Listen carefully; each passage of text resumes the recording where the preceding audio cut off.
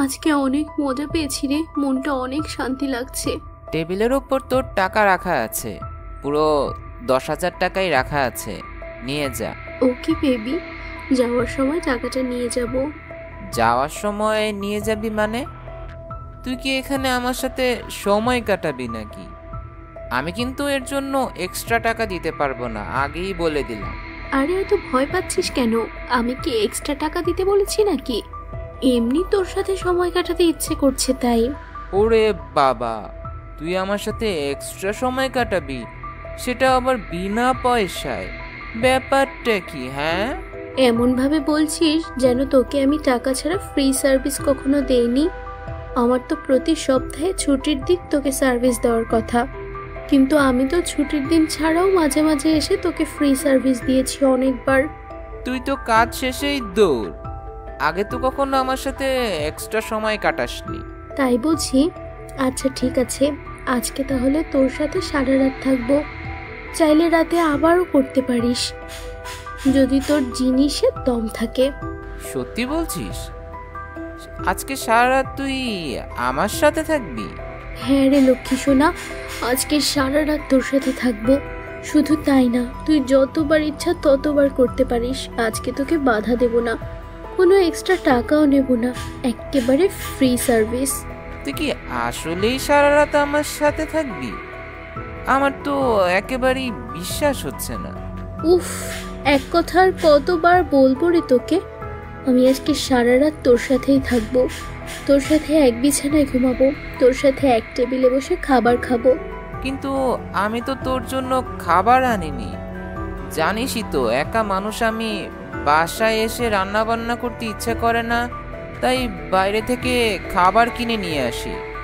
আজকে তো আমি একজনের খাবারই এনেছি। আরে ব্যাপার না, যা এনেছিস তা দুজনে ভাগ করে খেয়ে নেব। আচ্ছা এক কাজ করি, তুই থাক, আমি বাইরে গিয়ে দেখি কোনো খাবারের দোকান খোলা আছে কিনা। আরে এখন রাত 1টা বাজে, এই সময় কোনো খাবারের দোকান খোলা থাকবে না। তুই এত চিন্তা করিস না তো, তুই যা এনেছিস তা দুজন ভাগ করে খেয়ে নেব। আর যদি পেট না ভরে তাহলে আদর সোহাগ করে মন ভরিয়ে দিবি, তাহলেই হবে। তুই তো দেখছি আজকে পুরো রোমান্টিক মুডে আছিস, ঘটনা কি? ঘটনা তেমন কিছুই না, আসলে আমার তোকে অনেক ভালো লাগে, বলতে পারিস তোকে অনেক ভালোবাসি। আচ্ছা শুভ, তুই কি আমাকে বিয়ে করবি? বিয়ে? আমার মতো ছেলেকে তুই বিয়ে করবি? কেন করব না? আমি কি ভালো মেয়ে নাকি? কত পুরুষ মানুষ যে আমার এইটাকে ভোগ করেছে সেই হিসাব আমি নিজেও জানি না, কিন্তু আমি এখন এইসব ছেড়ে দিতে চাই। আমি ভালো হয়ে যেতে চাই, তুইও ভালো হয়ে যা। চল আমরা দুজন মিলে নতুন করে জীবনটা শুরু করি। তোর কথা শুনে সত্যিই অনেক ইচ্ছে করছে আবার নতুন করে জীবনটা শুরু করতে, কিন্তু রনি স্যার কি আমাকে ছেড়ে দেবে? কেন ছেড়ে দিবে না? তুই রনি স্যারকে বলবি যে তুই ভালো হয়ে যেতে চাস, এই লাইনে আর কাজ করতে চাস না। আচ্ছা তাহলে আমি রনি স্যারের সাথে একবার দেখা করে আসি। এখন আবার রনি স্যারের কাছে গিয়ে কি করবি? রনি স্যার আজকে রাতে আমাকে দেখা করতে বলেছিল, না গেলে অনেক রেগে যাবে। আর রনি স্যারের রাগ যে কত ভয়ঙ্কর সেটা তো তুই জানিসই। জানবো না আবার? কি যে খায় কে জানে, একবার বিছানায় নিলে টানা 2 ঘন্টা করে। এত শক্তিশালী জিনিস এর আগে কখনো দেখি নাই। যাই হোক, তুই কিন্তু তোর রনি স্যারকে বলিস না আমি যে তোর বাসায় আছি। আমারে আজকে যাইতে কইছিল, আমি কইছি আমার শরীর ভালো না, অন্য আর একদিন যাবো। আরে কস কি? রনি স্যারের কাছে না গিয়া তুই আমার কাছে আইসোস? রনি স্যার জানতে পারলে তো তোরেও শেষ করব, সাথে আমারেও শেষ কইরা ফেলাইব। আরে রনি স্যার জানবো কেমনে? তুই না কইলেই হইব। এখন যা, তাড়াতাড়ি রনি স্যারের লগে দেখা কইরা সোজা আমার কাছে আইসা পড়বি। আচ্ছা আমি তাড়াতাড়ি আসুম, এখন যাই তাইলে। রিয়াকে বাসায় রেখে আমি যাচ্ছি রনি স্যারের কাছে। রনি স্যার হচ্ছে এই শহরের ডন। এই শহরের পুলিশ থেকে শুরু করে বড় বড় রাজনীতিবিদ সবাই রনি স্যারকে ভয় পায়।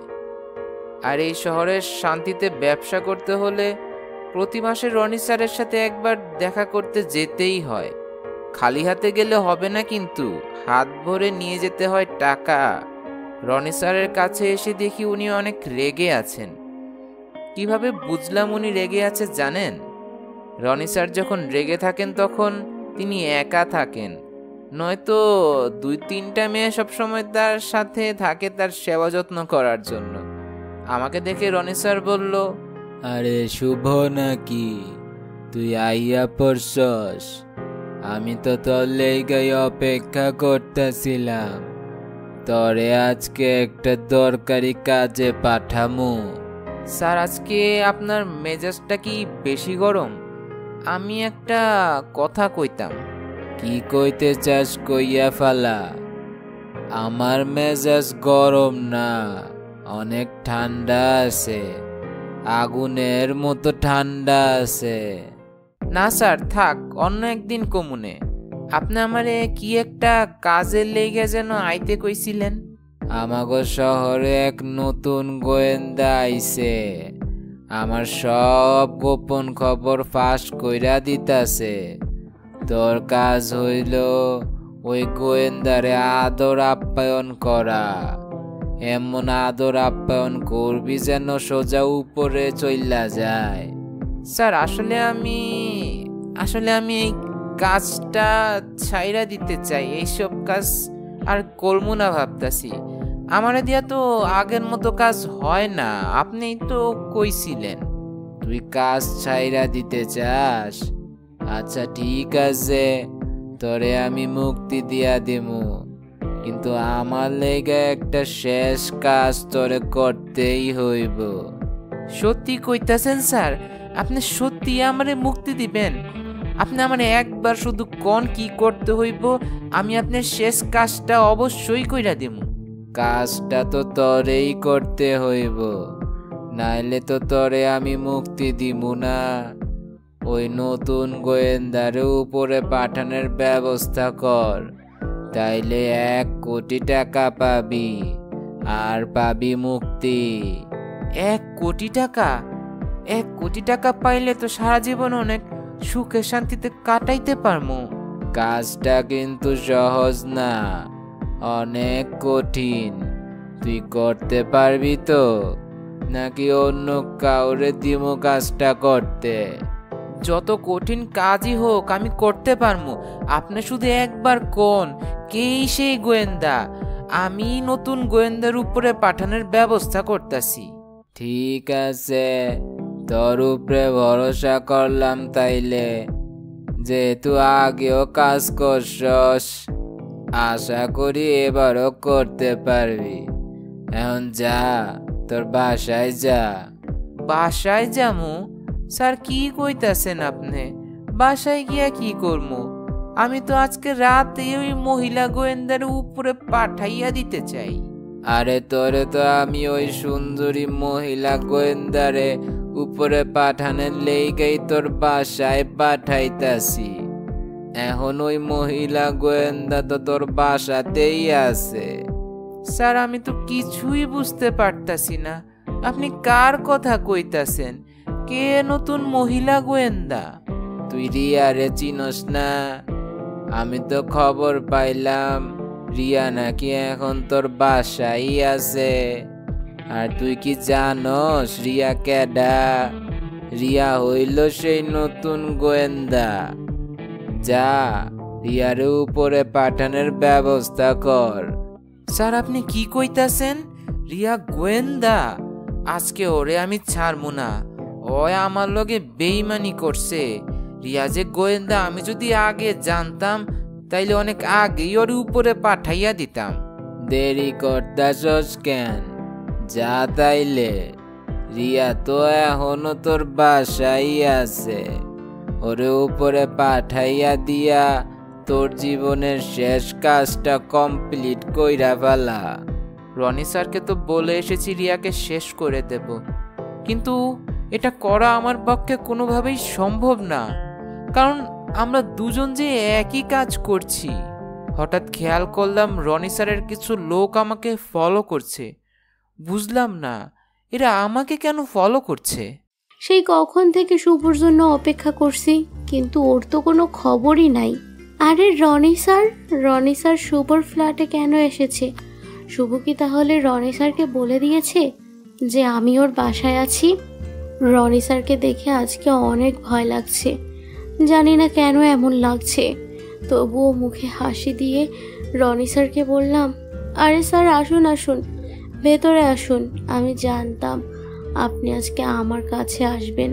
কি আর করব, আমি তো তোকে আমার কাছে যেতে বলেছিলাম, কিন্তু তুই তো আমার কাছে যাসনি, তাই আমি তোর কাছে চলে এসেছি। আসলে স্যার ব্যাপারটা আমি বুঝিয়ে বলছি। আসলে আমার বাসায় আজকে পুলিশ এসেছিল, মনে হয় আমার খোঁজ করছে, তাই ভয়ে আজকে আর বাসায় যাইনি, শুভর বাসায় লুকিয়ে আছি। শুভ মনে হয় আপনাকে বলেছে যে আমি এখানে আছি, তাই না স্যার? তুই অনেক বেশি প্রশ্ন করিস, মাঝে মাঝে মনে হয় তুই কোনো গোয়েন্দা বিভাগের লোক। কি যে বলেন স্যার, আমার কাজ হচ্ছে পুরুষ মানুষকে খুশি করা, গোয়েন্দাগিরি আমাকে দিয়ে হবে না, আর আমার মতো মাথা মোটা মেয়েকে গোয়েন্দা বিভাগে নিবেও না। তাহলে তোর কাজটাই তুই কর, আমাকে খুশি করে দে। অবশ্যই স্যার, আপনি এত কষ্ট করে এসেছেন, আপনাকে খুশি করা তো আমার দায়িত্ব। আপনি শুধু বিছানায় চলে আসুন স্যার। রনি স্যার টানা 2 ঘন্টা আমার লগে করলো, শরীরে একটুও শক্তি নাই, মনে হইতেছে এক রাক্ষসের লগে বিছানায় আসছিলাম এতক্ষণ। একটা পুরুষ মানুষ কেমনে যে টানা 2 ঘন্টা করতে পারে, ওইটাই আমি বুঝি না। রিয়া রে, তোর তো উপরে যাওয়ার সময় হইয়া গেছে, এখন তোরে উপরে যাইতে হইব। স্যার আপনি কি আমার সাথে মজা করতেছেন? কোনো উপরে পাঠাইবেন আপনি আমারে? শুভরে যেই উপরে পাঠাইছি, তোরেও সেই উপরে পাঠাইয়া দিমুরে রিয়া। যা, এখন উপরে যা, শুভর কাছে যা।